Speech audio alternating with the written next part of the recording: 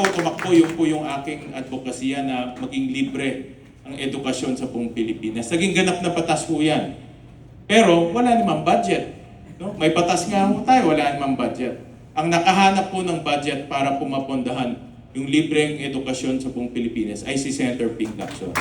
Natatandaan ko yung Senator Ping dahil meron mo siyang nakita ho doon na parang questionable itong budget na ito. 8 billion, I remember, 8 billion. Diba, questionable ito.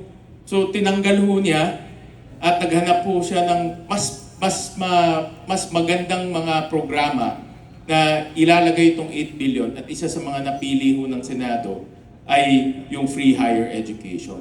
Kaya mga kasama, kung hindi niyo ho nakita ho yun, baka hanggat ngayon may patas nga ho tayo, wala namang pondo. Kaya mga kasama, muli ako ay lumalapit po sa ating kapastoran. Alam ko ho na mahal niyo ang ating lungsod, mahal niyo ang ating bansa, at pumili ho tayo mga tao talagang maglilingkod ho sa atin. At hindi lang talaga maglilingkod dahil galing sa puso, kundi may karanasan at galing na maglingkod. Kaya mga kasama, muli ako po ay personal na lumalapit po sa inyong lahat para po tulungan, ikampanya at ipanalo po si Senator Ping Lacson dito po sa Valenzuela. So maraming salamat po sa inyo lahat.